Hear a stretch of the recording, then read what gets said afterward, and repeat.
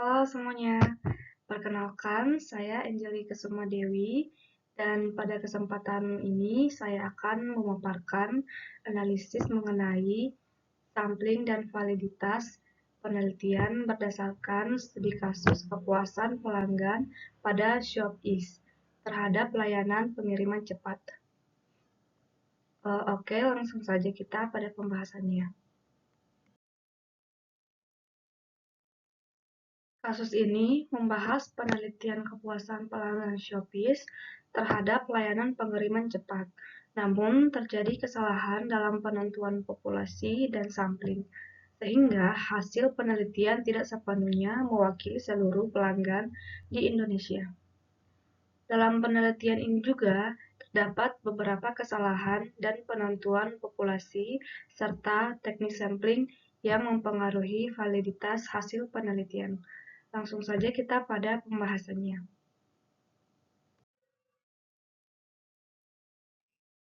Bagian pertama, analisis kesalahan konseptual.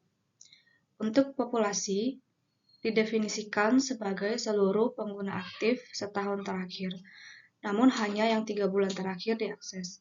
Ini menimbulkan bias waktu. Populasi seharusnya mencakup seluruh pengguna aktif dalam 1 tahun, tetapi peneliti hanya mengambil pelanggan 3 bulan terakhir sehingga menimbulkan bias waktu. Berikut untuk sampling unit. Sampling menggunakan akun pelanggan, bukan individu, karena ada pelanggan dengan lebih dari 1 akun.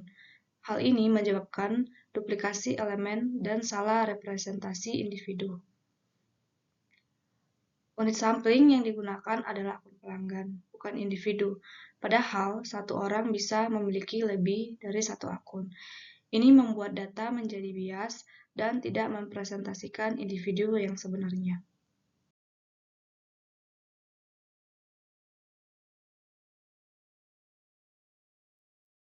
Bagian yang kedua, perbedaan target dan aktual sampel.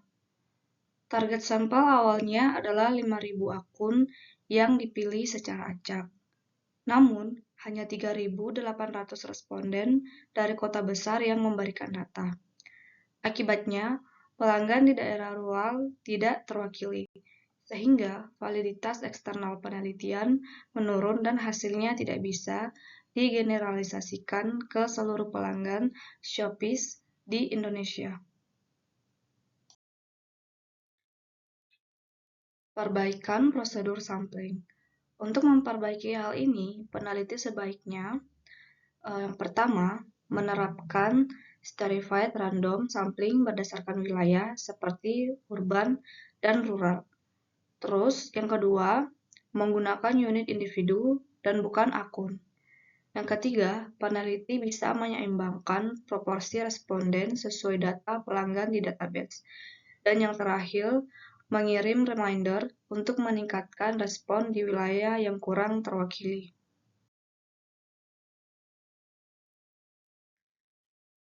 Berikut ketidaksesuaian elemen, unit, dan subjek. Ketidaksesuaian antara elemen dan unit sampling membuat hasil riset bias, karena subjek aktual tidak mewakili populasi dan inferensi menjadi tidak akurat. Hal ini dapat menurunkan validitas eksternal dan reliabilitas penelitian. Berikutnya, distribusi normal dan central limit theorem atau CLT. Dalam penelitian ini, peneliti juga perlu memahami konsep central limit theorem. Karena semakin besar ukuran sampel, distribusi data akan semakin mendekati normal. Jika data tidak normal, bisa dilakukan transformasi atau menggunakan uji non-parametrik. Dan dengan CLT juga, validitas inferensi statistik dan keandalan hasil penelitian akan semakin meningkat. Tahapan sampling dan validitas eksternal. Proses sampling yang benar harus dimulai dengan yang pertama, mendefinisikan populasi dengan jelas. Yang kedua, menentukan unit sampling yang tepat, serta memilih metode pengambilan sampel yang representatif. Dan yang terakhir, mendokumentasikan setiap langkah agar penelitian bisa direplikasi secara transparan.